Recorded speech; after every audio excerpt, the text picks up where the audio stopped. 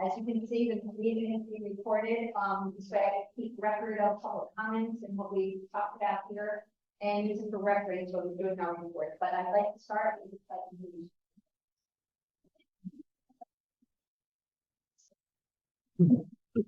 I'd like to the flag of the United States of America and to the republic which stands one nation under God, indivisible, with liberty and justice for all.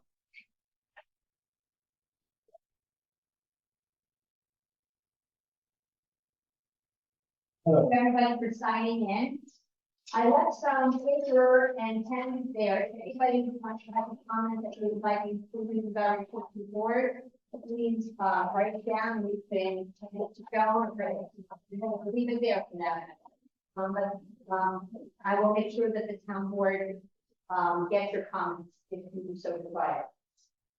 Likewise, what we're going to be doing is for the first half hour, it's open up to the public. You can make comments and get an idea of how you feel about the ridge line protection law, or if I can answer the questions, I will also see that. That being said, if you have questions as well, when after that, we're going to have our CAC group meeting, which will not be open really to public. But if you have questions that we can address while we're talking, you can write them down and hand them in. That way we're not interrupting our discussion, but I will take everything into account. The Conservation Advisory Committee is an advisory board to the town board.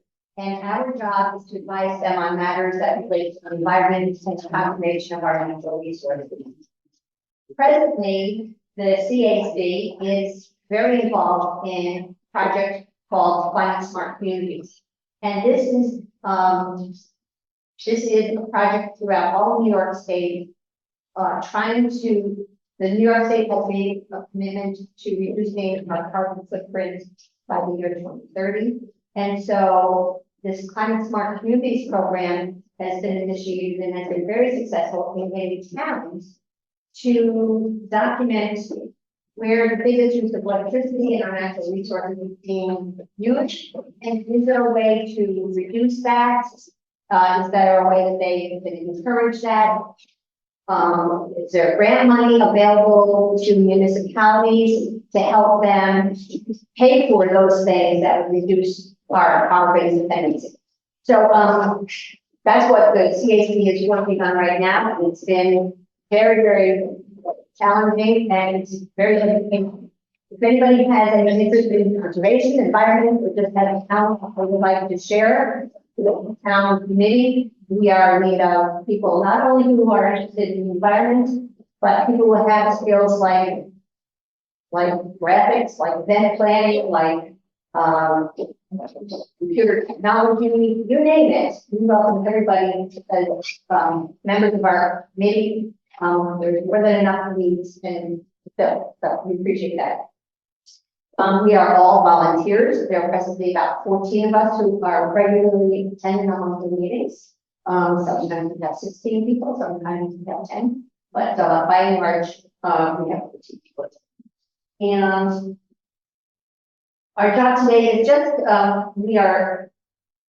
job as a CAC is only to tell the town board that we found out about ridgeline codes and how any change to that code might have an effect, positive or negative, on the town, our residents, our landowners, our town enforcement officers, and anything that would affect the town. So that being said, I would welcome comments and I see. Isn't the master plan, or I just read it, and the update as well. It's perfectly clear. There's no ambiguity about it. So, and the fact that, I know when I was up there asking questions, I asked, did you guys read the master plan? And it's such an, if you read it, it's like you don't even talk about it much, that you talk about it. Because it's to be understood. And the fact that they, I don't know if they really understand what the master plan says. So, whether they can't read English or what, but, that they have read it and don't understand what they're doing and go ahead with this is absolutely absurd. And they love to lie to you, because otherwise, if they really read it, they wouldn't do this. I feel kind of like, taken Thank you. For those of you who don't know what comprehensive master plan is, this is my understanding. I did not have any part in creating the master plan, but I do know that it originated, probably started around the year 2000 because the first version was approved in 2002. So it was devised to be able to lay out for the town pattern to follow to make sure that our agricultural and economic growth, our infrastructure was looked at in totality, and how fiscally responsible the town would have to be in any further development. It advised different codes that had to be written, zoning codes that would protect everybody. So the comprehensive master plan took a long time to develop. I'm sure that Howard will fill us into that work. Actually, Howard, you can fill us in right now. Well, actually, a little bit of research about the first comprehensive master Can you plan. so that First comprehensive master plan was actually written in 1970. The town hired a consultant firm now. That's the initial plan that then set the framework for the zoning code that was written probably in the early 70s. So then the master plan has probably been updated numerous times, but the ones that we're most familiar with are the 2002 plan, and in the 2007 website. And that was followed by what's called a local waterfront revitalization plan document, which is sort of a little bit beyond our comprehensive plan. So we have those three documents that sort of spell out a vision for the town, what the residents of the town think the town should look like in terms of development and so forth. So, and if you read that, yes, it's pretty clear. We want to protect the slope areas, we want to protect the ridge line, we want to protect our natural resources that are up in the Malcolm Mountain range. So it's pretty clear what the citizens, the planning consultant, the town board at the time that these documents were written. So it goes back a long time. Our first one was 1970, over 50 years ago. So we go after that. So. Thank you for that reminder. My father was actually on the planning board since its inception. So yes, I do remember now that you say that there was all those initial When I plans. came on the planning board in 1987. All those original guys were still on the board at that time. Paul Forey, Mr. Graziosi, your father, Dave Bell, I took his place. So it's been a long road, and there's been a lot of changes made over the years. But really, we want to protect our natural resources and our resources. That was very clear.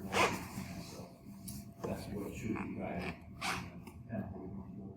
Since you were so involved in the waterfront plan, do you recall, just as a town board member as well, about how much it costs to have those planners and attorneys help us develop that? I know that there's a lot of research involved in updating a master plan. The local waterfront revitalization plan was done through a grant that was we got from the New York State Department of State, and it was, I think, an 80-20 or 75-25. The grant we got was $137,000, and there was some money that came out of that. So it was a significant project. The reason we did that, the reason we went after this local waterfront revitalization plan, was that we sort of laid the groundwork for other grants down the road. So that sort of set the vision for the town. We did that, and we got the grant to build the pier down in Milton, and it sort of cascaded from there. We had a good firm foundation in the LWRP. The state said these people are serious about this, and when we went for other grants, it sort of greased the skids for that. So. Thank you. So it is safe to assume that 1970. 1970. The initial one also cost significant amount of money. The point is that these plans are not done haphazardly. They are done at great expense with people who are professionals and who know what they're doing and who know how to write plans. So, thank you, Howard, because you have such a great memory and can help us create the timeline of everything.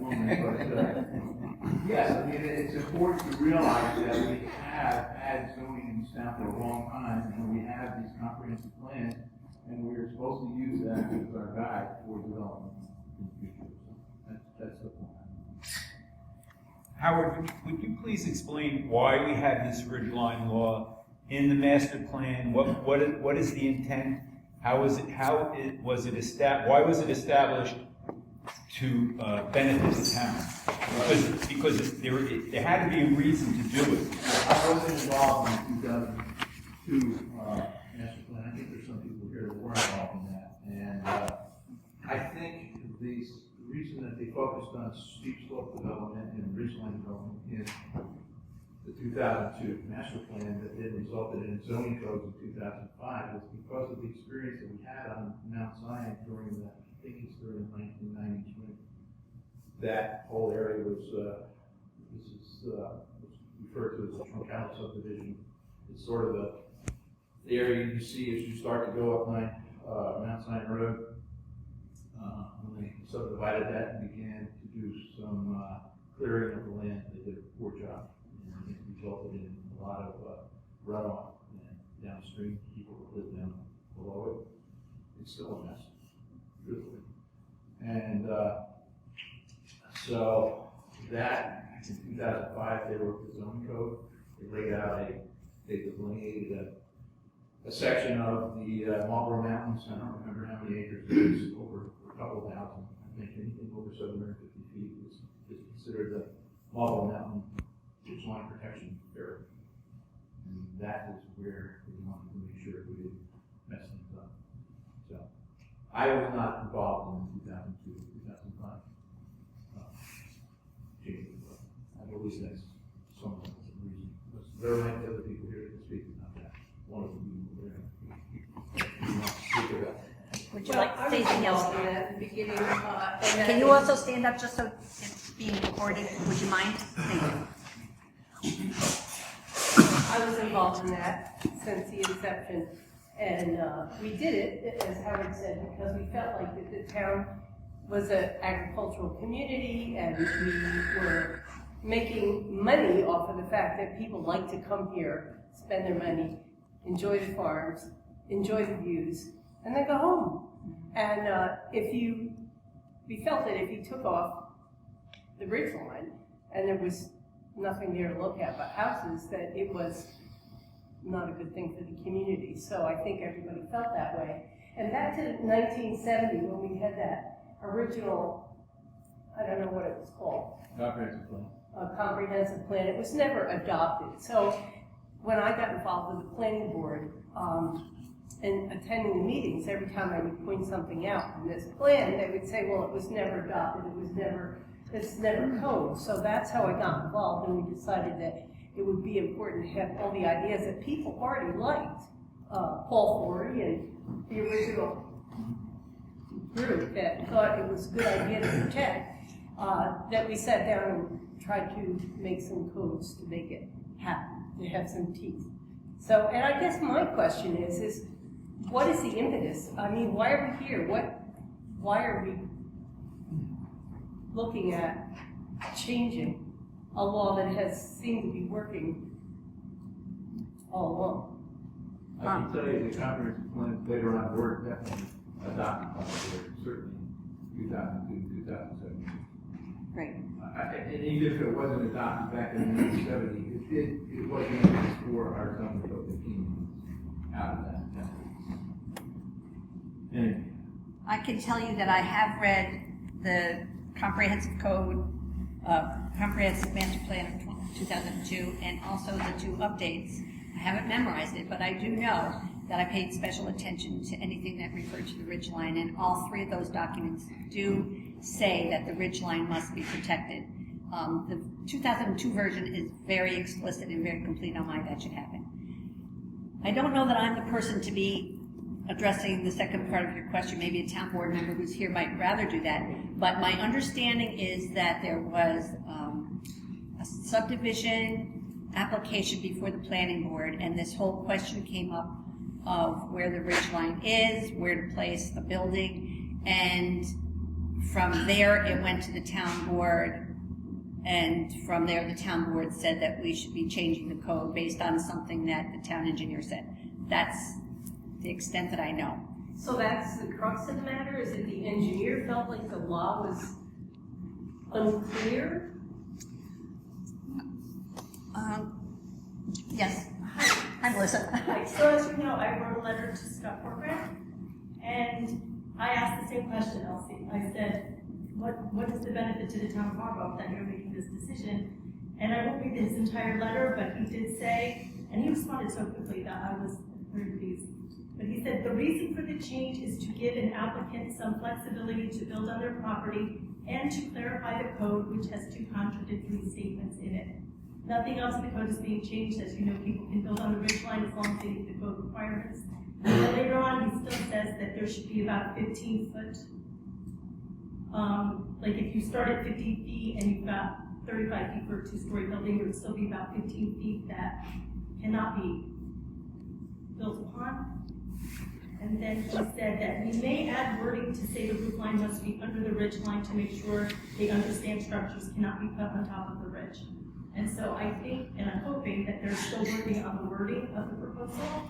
I would like to see that so that we can start our discussion there as well.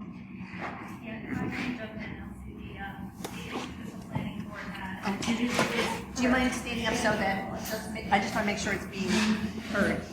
Yeah, so planning, jump in if I'm saying anything inaccurate, but the issue that the planning board had was that an applicant did come in front of them.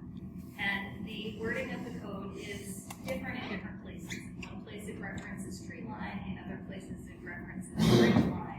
And then even when it references ridge line, it says 50 feet below the ridge, and there's no delineation of whether that's the foundation of a building, if that's the roof of a building. So what they're finding is that it's being interpreted differently every time an applicant comes in front of them, which then, creates non-uniform standards. So the town engineer recommended to the board that we clarify the code so that it can be applied more easily. Sure. So believe me, there's nobody sat at home and thought to themselves, hey, let's this week spice it up and don't mess with that. What's certain about the board that the 50 feet below the ridge line, or whatever the ridge line is, and that needs to be further defined, 50 feet below the ridge line would be the foundation of the house. Taking a normal house from 35 feet high, that would be 15 feet of buffer area. So it's not clearly written. And this all came about because somebody applied to the planning board, right? For wanted to build something here. I came to the building inspector for a building permit, right? And was denied because they couldn't meet the current. It was when it went in front of the planning board, it was a subdivision application where the applicant wanted to divide the property into 3 parcels. And the third parcel could only be divided based on if there was a buildable piece of land within that parcel. Otherwise, you can't subdivide if there's nowhere to build, because that's unfair to the next owner, correct? And so that's why this all came about. So at this point, the applicant has been denied. The subdivision was approved based on the applicant proving that there's a buildable spot in the third parcel. But there's no building permit for that third parcel. That was just the subdivision, right? Am I speaking accurately there? So is the approval of the plan has been done, or is it contingent upon this law changing so that you can get a building? If there's no building permit that's been issued or is even being reviewed, to my knowledge at this point, it was just the subdivision that was approved. So that 18-acre lot is subdivided now. Okay, so, but if it's, I'm not trying to nitpick, but if it's not how did you approve it?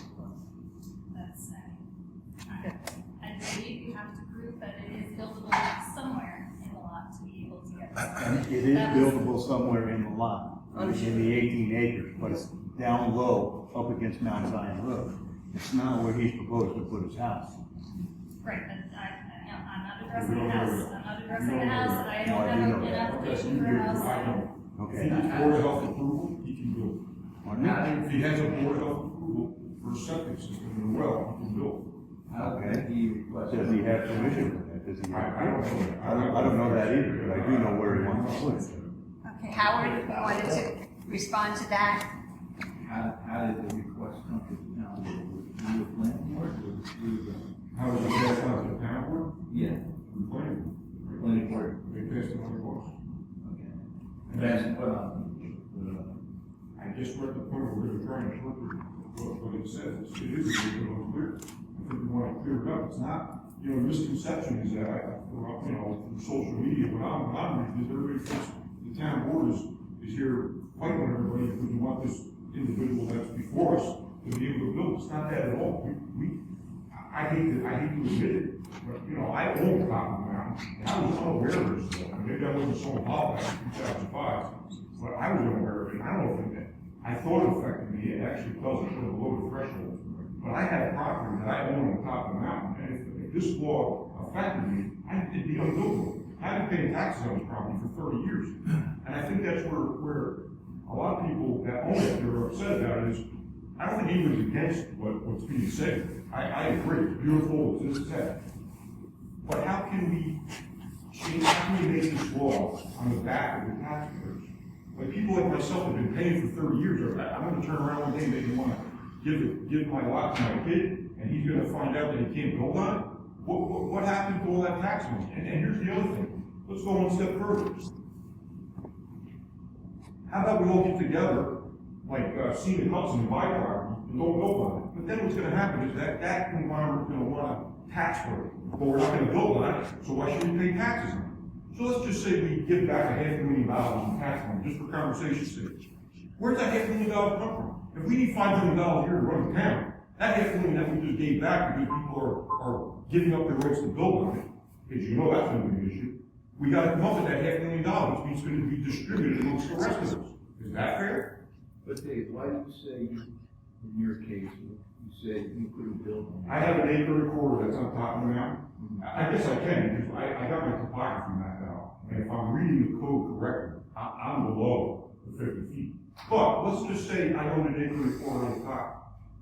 Like the property I own on top, I don't have 50 feet to go down. It's like plateaus up on the top, so an acre and a quarter. So if it affected me, I would literally not be able to build it. And that's what I'm saying is, But in the other case of this applicant that's before the board, Right. he has 18 acres. he does. And I gotta believe that the site. And I would agree with that, but I can't speak for him. So So it's here, not, we're not telling them you cannot build it, we're saying Correct. you cannot build. But what- I don't think it was easy though, from No. the planning. I was the up there, I was. conversation at the planning board, there's not a plethora of places to build. I agree. So maybe, and I've looked at a lot of other towns' code regarding this, and not many of them have a foot restriction. It's more like, coming before the planning board, let's see your analysis, let's see where you're gonna put this house, let's get it down so you can't see it from the top. It doesn't have an artificial at 50 feet. And it's probably a more detailed process. Let's do some simulation, what's it gonna look, that kind of thing. And I think that maybe in our recommendation, like in the town board, that's the kind of thing we need to start looking at. I agree. 50 feet is 50 feet from where, I mean, this is a car apartment, so. I think. I gotta agree with that, because it's from the top of the tree line that, listed in that. Well, if you read the code, it could be, but the dimensions for your home, the dimensions. So it's really, I will say this, at the last CAC meeting, it was also open to the public for comments. And overwhelmingly, what I came away from that meeting with is that there definitely has to be enhancements to the Ridgeline Code, because the way it is written presently does put in a protection that the structure has to be 50 feet from the in one sentence, it says tree line. In the second sentence, where it's defining where the 50 feet is from, it says the ridge line. And that does give pause, like, where is the building inspector or the planning board supposed to be using as the base of whatever the structure is? And assuming that most houses are 2 stories. So if you wanted to build a long ranch, you know, that wouldn't be 35 feet high necessarily. So that would enable somebody to still build a house there as long as the 50 foot was taken into consideration. When you read the entire ridgeline code, as I did, this one clause that they're changing, they're just taking out the 50-foot sentence and in 2 places. But if you read the code in its entirety, you would understand a little bit more about why they reference tree line. I do think it makes it totally ambiguous to just read section 5514A or whatever it is. But this is why we are gathering comments so that the town board understands that the public has a little bit more understanding about what's going on. And then we can also put in our research, what it's shown. So I want the public that's here to know that we as a CAC will be doing our very best to give a very full, complete report to the town board, including all of this, and emphasizing that the comprehensive master plan is very clear that the ridgeline needs to be protected. That being said, I can't thank you enough for all of you coming and sharing your views. Mr. Glory. Well, I have 2 comments to make. I think I can add clarity to this whole conversation. Like, if I can get up and talk right here. Absolutely.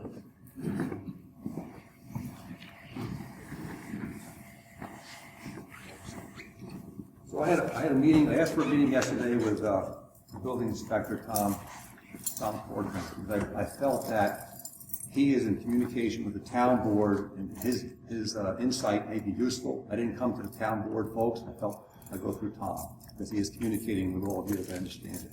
So he's on the front line. He has to make a decision that's come before him to accept or reject a person's desire to erect a house on the side of the hill. He's the last resistance, and also the town engineers involved. So I had a conversation with him yesterday, and I said, how can I make clear with what's going on here? So I made some props.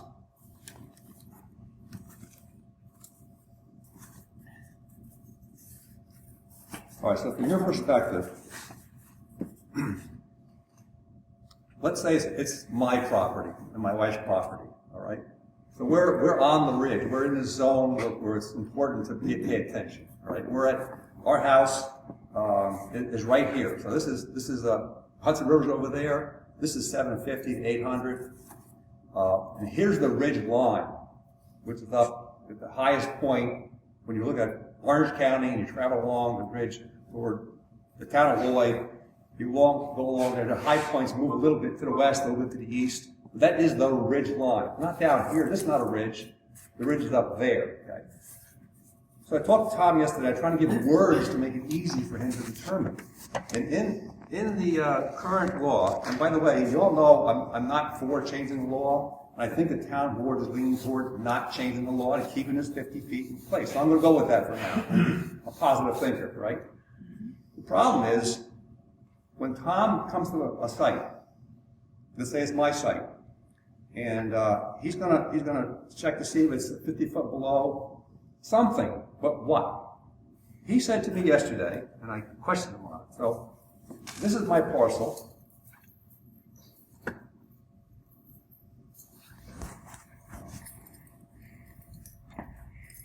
And there's my house. He said to me that he's got a reference. So if my house wants to go here, say, and our house is actually, our elevation of our foundation is 819? It's 819 feet. I got an app on my phone, tell me that. I went onto the U.S. Geological Survey, I can confirm it. So our house is at 819 top of foundation. So I said, how are you going to say I'm legal or not? is I'm gonna look at your property line, and mine's over here, with the house, let's say 819, and it rises a little more, another, I don't know, 300 feet to the west. He said, I'm gonna look at that line, I'm gonna see how the tilt is here. And I've gotta be below this point on my property line. He says, no, Tom, you should look up here at the ridge. So the way he looks at it, and he uses the term in the code right now, and it may say there, all these words that are in here now, he's going to say, affected by the application. He says affected by the application is the property line of this property. I said, no, Tom, you got to look at the ridge line.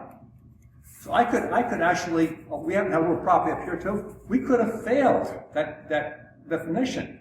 That'd be too restrictive. I'd be against that myself, it's too restrictive. So when Tom has a piece of property, you're looking at it, has a house on it, you got to compare the top of this house. The town wants to use the top of the house in 15 foot with a 35-foot house. I'm okay with that, because look at the foundation, what, 50 feet, it's the same number, really. Tom, you got to look at this house against here, ridge. In our case, the ridge line is 924. So we're 100 feet below with a 50-foot buffer. We have a 50-foot buffer on the buffer, okay? So we meet that. So then you say, all right, if I'm hitting here, where is the ridge? Is it over there? Is it there or there? If you go on the U.S. Geological Survey, and that's the right term, you can plot our house to the third decimal point in latitude. If you start in Orange County, you're going to go toward the town of Lloyd. Every time you move your feet, it goes 0.01, 0.02. You can measure that latitude exactly on that spot. So if you use latitude on the hill, you're comparing latitude with latitude, there's no question where it is. Where now you don't know where the ridge is, because think about how you're positioning yourself. So I'm offering the fact that the way he may interpret it is too restrictive. And you really want to use the words in the code to say that application versus the ridge. So that's my point. If you want to challenge me, you can, but I offer that to be hopefully useful. So Doug, basically, do you think 50 foot or 100 feet or whatever is the realistic way to look at it, or should it be, show us what your plans are, let's do a view shed analysis, let's do, where are you going to put your house, and how does that look in terms of,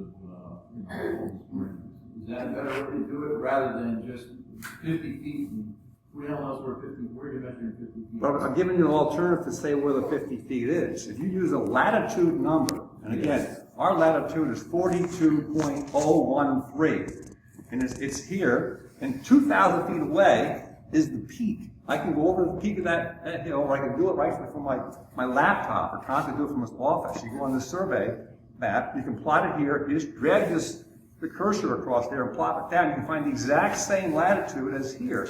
That way there's no question, there's no interpretation, it's all by numbers. That's why I offer this latitude thing. Thank you. All right.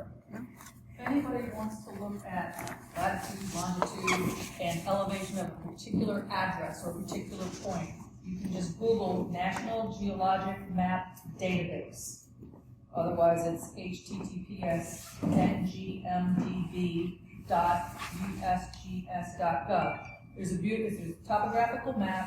You can type in an address, and a teardrop will pop up, and it will tell you the exact longitude, latitude, and elevation. Then you can take your mouse and click what we did. I put in where our house is, and I went to the west. I found the top of the ridge. I clicked there, and it gave me the elevation there. So you can click anywhere on the map and find out longitude, latitude, and elevation. It's a very handy tool. Very handy tool. And that would give our code enforcement officer and everybody else who needs to know that, the engineers for the house, the architects for the house, that would give them direction on where to place any structure in relation to the ridge line. And so if there was a more definitive wording for ridge line, which the comprehensive master plan is pretty clear on that, but I don't know if someplace in our town code if ridge line is defined. Certainly in the in this area of the code, I think it would be helpful to say what ridge line is, what tree line is, what view shed is, what structure is, what base of structure is. Those types of enhancements to the code would make everybody's job easier. The planning board, the code enforcement officer, as I said, the architects, engineers, designers, those types of things. Because then it's black and white, and that's where those numbers help. Right. Because currently says 100 feet from and then 50 feet elevation. And I have to correct whoever said that laws don't have those numbers in them. They do. And if you need references to them, I'll find them, because I read them, and I based part of my comments at the town board meeting on those other laws. You're talking about other town codes? Yes. That have ridge line Original and steep protection slope. area. And the thing about this committee should have, this committee should have a copy of that ridgeline protection area. I looked at the map in town, in Tom's office the other day, and it's not straight lines. It's a fishnet thing that goes, here and there and the other thing, and it also shows all the different percentages of slope, where the steep slopes are, 0 to 5, 5 to 10, 15 and more. So it's an interesting map. I can't really make heads or tails out of it because you can't find roads on it. Reservoir should be really easy to find. I couldn't find it, but anyway, it's an interesting looking map. But you folks should have a copy of that so that you can. We do. I mean, the conservation committee, I don't think Mickey has a copy of it. I don't have a copy of it. I have That's what I'm talking I about. have looked online, and as you say, it's a lot of squiggly lines that show all of It's a those big map. elevations. To make it Yeah. readable, it's a big one. Man, Yeah, Mickey, what we have right here is one town code that. thank you, fits all Sheridan. that. Appreciate it. So I'm sorry.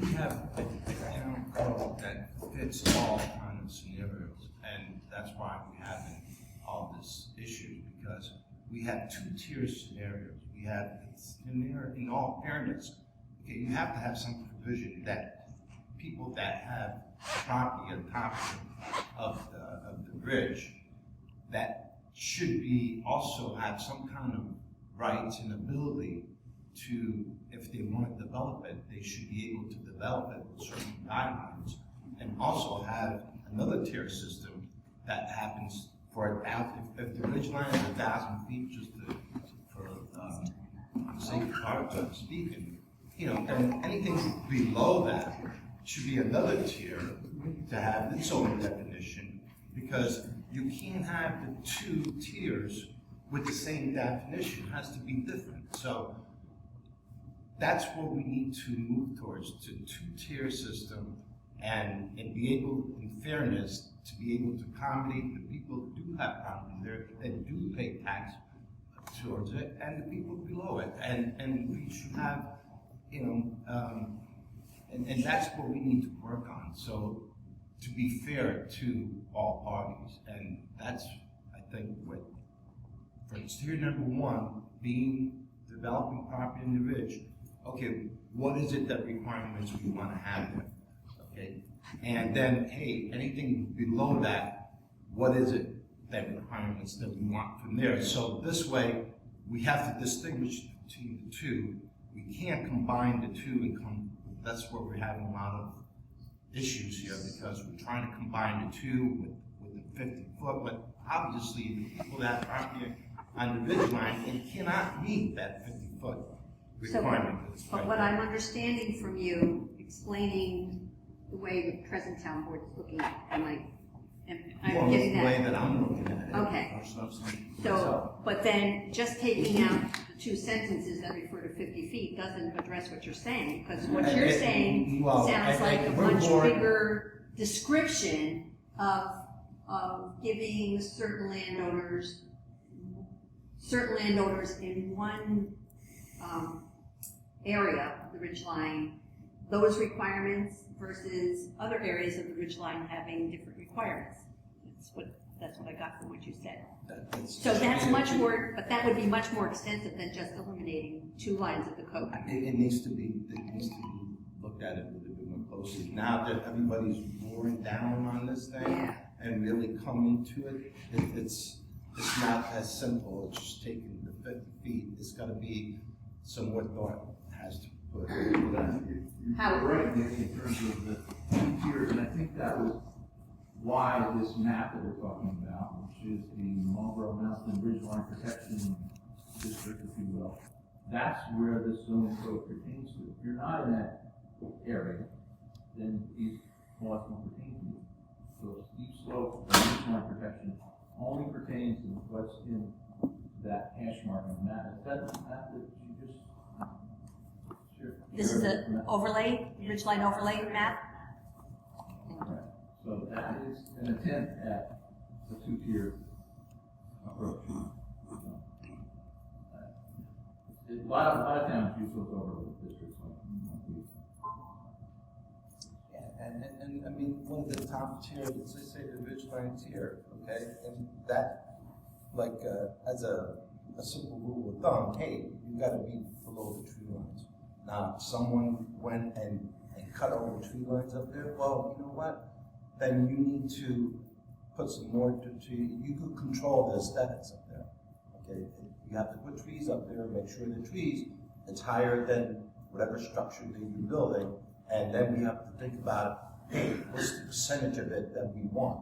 We want 50%, we want 30%, 50%. If he's got an acre, hey, half an acre has to be tree lines that are higher than your, I'm just giving you an example, I'm not saying that, but this is what we have to work towards to, distinguishing the two, tier 1, tier 2, tier 1 being, hey, developing up there. And, you know, I tell you, developing up there, I mean, whoever is that ambitious to develop up there, it's going to be an expensive endeavor, and they have to do it whatever all our regulations of our town engineers and everything they've done. So, I mean, is it possible? Yeah, it's possible. It's costly, but they have the liberty and the choice to do it, and we have to make provision and fairness to that as a board. Yeah, but you also have to give a lot of fairness. Hold on 2 seconds. You also have to give a lot of fairness to all the people who live below that ridge line. That, and this is one of the biggest reasons that we're even looking at this, as from a CAC point of view, is that whatever happens on that ridge line could have an equal and opposite reaction to everything below the ridge line as well. And our comprehensive master plan is specific about there should be no real interruption in the tree line as well as the ridge line. So I don't know if a lot of development on the ridgeline, which, as you say, would be very expensive to whoever the homeowner. It's going to be limited. I mean, Right. you could put 150 houses. I mean, that Even so, what would 10 wells do to the aquifers that feed all of the farmland below? These are things that are way beyond my pay scale, but it makes me bring up the question, because any interruption in our natural resources is going to affect everybody from the ridge line all the way down to the river, possibly. And this is things that, like, the Ulster County Department of Conservation has given word to, that we should be aware of that. We should be aware of all the equal farm rights laws, all the agricultural laws, right to farm laws in the town. And so we're going to be urging the town board to look at all of those considerations before any of this law is actually passed. And with that, I'm going to go to Don. Yeah, I think Mr. Glory defined the ridgeline quite clearly. If he goes by those maps, that gives you your elevations right there. So that's your section 1 that you're talking about. Tier 1. Okay? All you gotta do is look at the maps. You don't have to look at the top of the trees. That's the ground, right there. Bam. 50 feet below that. It's pretty clear. Somebody said it's very clear. Yeah, but in all fairness, okay. All right, now let me finish. Like Dave said, you know, hey, if somebody has property there and they're paying taxes, and they know, hey, I can't develop it. I don't have the liberty of being developer. Why am I paying taxes for it? Well, Why I am I guess being taxed? Don, finish what you were gonna Well, say. if I don't have the liberty to do what I want on my property. You certainly can. You just gotta stay 50 feet Yeah, below. but if I don't have it, I'm not gonna stay 50 feet if I'm on top of zero. I'm 1,000%. Well, you would have to have more acreage than just what the top of the mountain You can't, is. And yeah, you have to how, have you're a gonna certain build right on amount- the peak.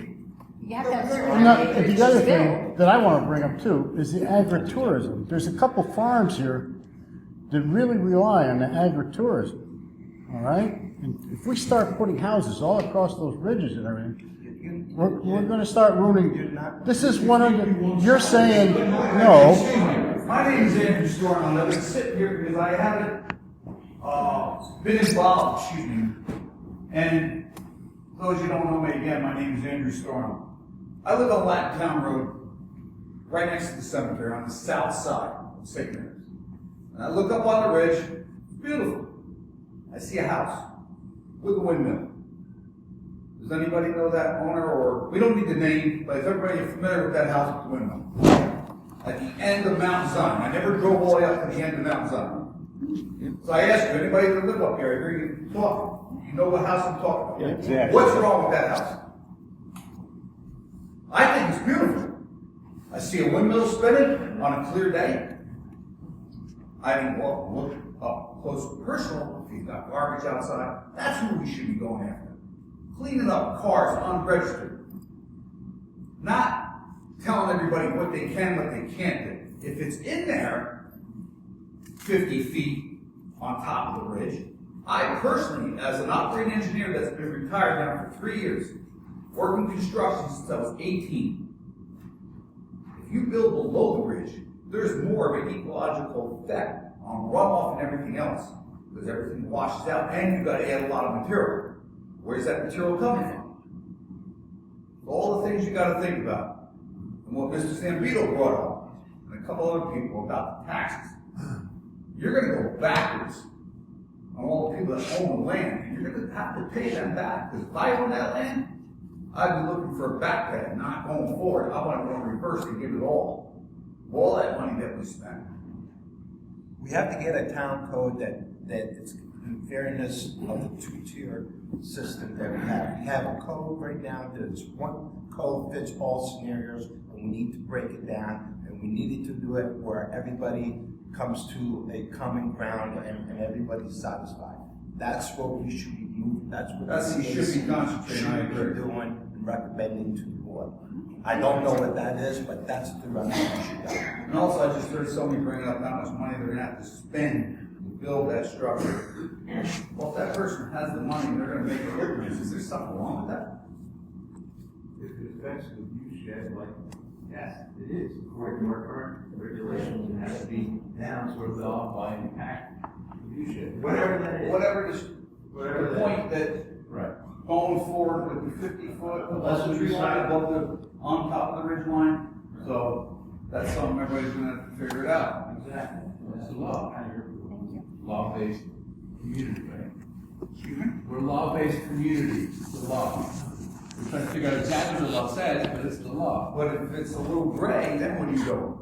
Well, that's why. Tell him, no, you fixed the law. Right, but I would say that, I mean, I already given an opinion on it, I would say that you figure out exactly what was intended by the law, and you make sure that it becomes more clear. I don't think that it should be, needled and figured out how you can make the most out of it. The idea No, I of the law wasn't is- looking at making the most out of anything. Not one person answered me. No, I'm just asking. So what I would do is I would figure out exactly what's the intent of the law. This is a law-based community. We make laws and we want to follow them, right?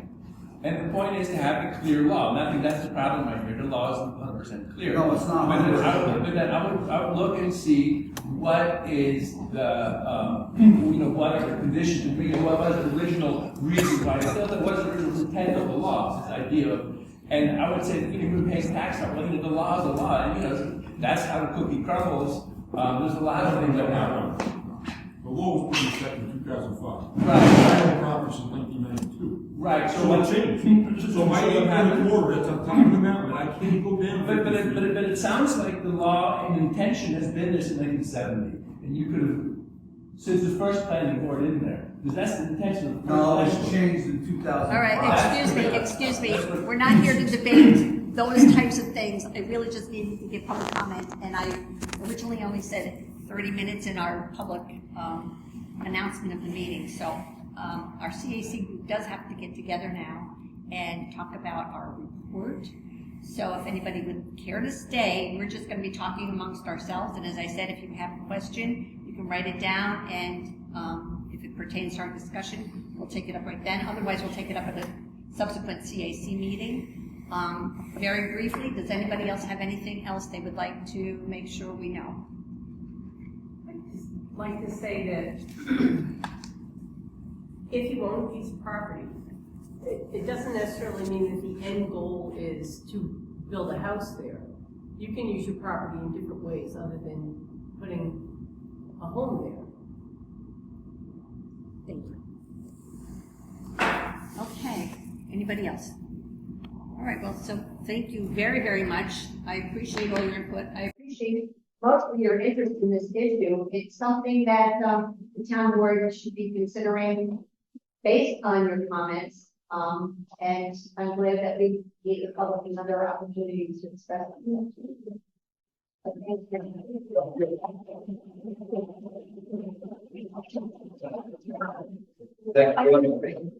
I can have my case members more up front, and we'll talk about if anybody has a comment that they want to write down, that they want included in our playroom,